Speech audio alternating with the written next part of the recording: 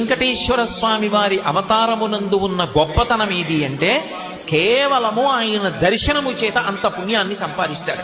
అందుకే ఆయన ఒక మాట చెప్పాడు, నేను ఎందుకు వస్తున్నాను అవతారంగా అంటే సర్వలోకములను రక్షించుట కొరకు, మోక్షమునకు మార్గమును సుగమము చేయుట కొరకు.